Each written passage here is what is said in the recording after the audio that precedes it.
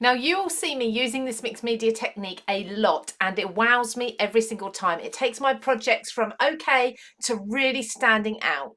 Now what do these three mixed media projects all have in common? They are all using the same technique and it is so simple and you don't need many supplies.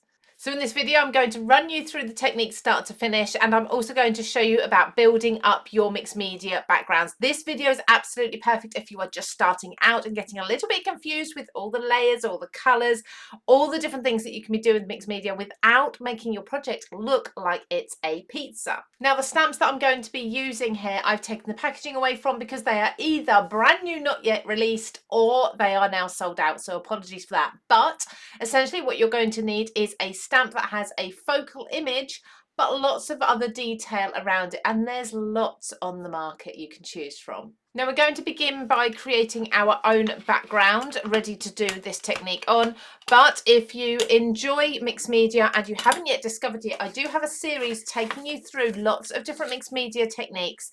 We create these tags, building up backgrounds, trying out other things as well. There's color theory in there, there's lots of different mediums used. You can find this, I'll make sure it's linked just up here for you so you can go back and check that. I'll also link it at the end too.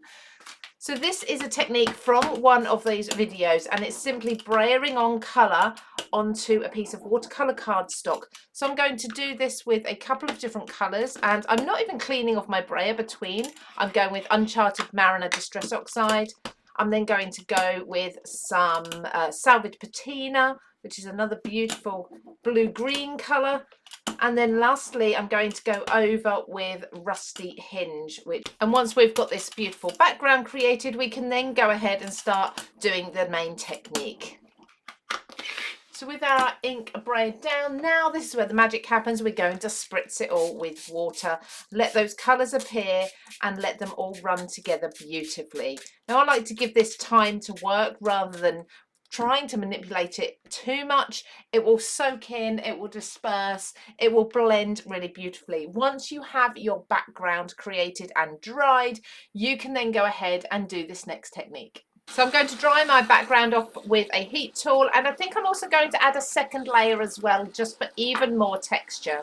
So now we've got our beautiful background and it's time to start stamping. I'm going to stamp this butterfly. As I said, there's lots of detail around it, so it's not just the butterfly stamp, and that's what you want. You want to ensure that you've got lots of detail around your stamp. However, if you don't have a stamp like this that does have a focal point and detail around it, you can build your own up.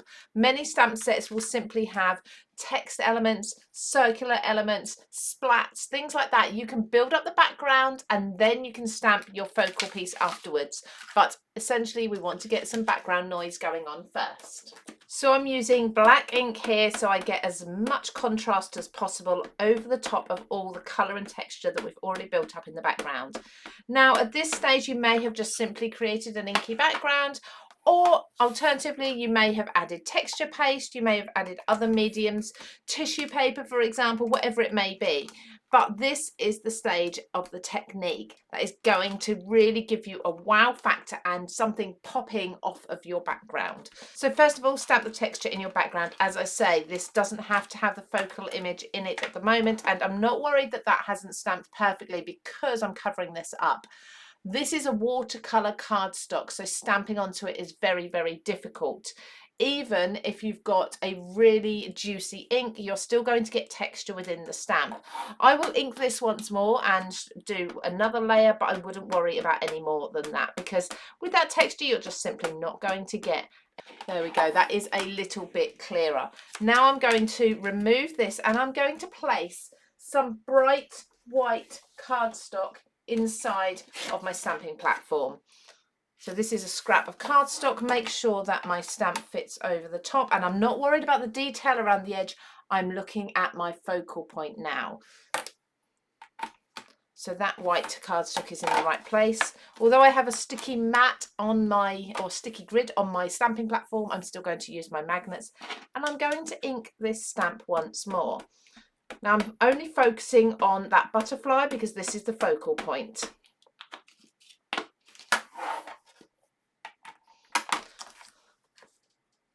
So now we've got our black and white image.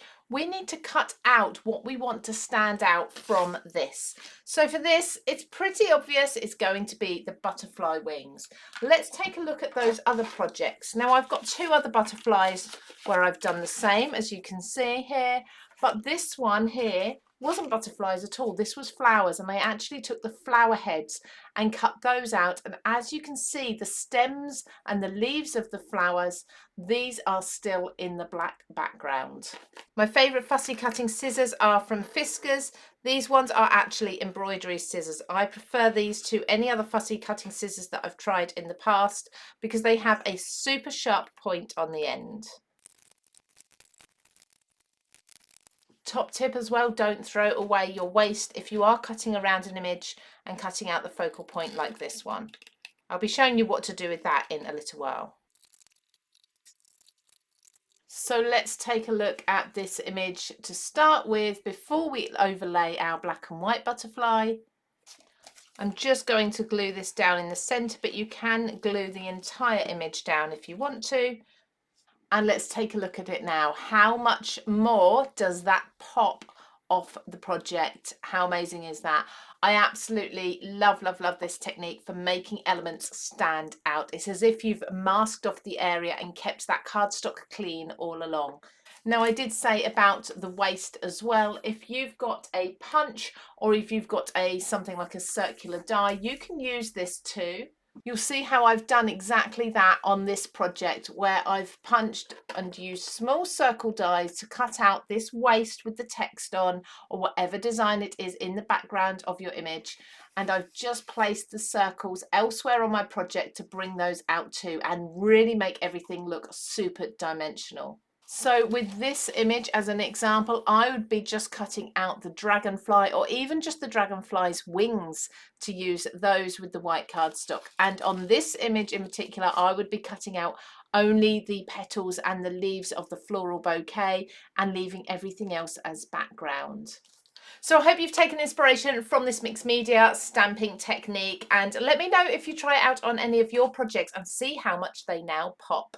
If you enjoy videos like this, don't forget, of course, to take a look at the mixed media playlist on my channel, and I've also got the mixed media tags playlist that you can go and have a look at if you want to learn some basic background techniques.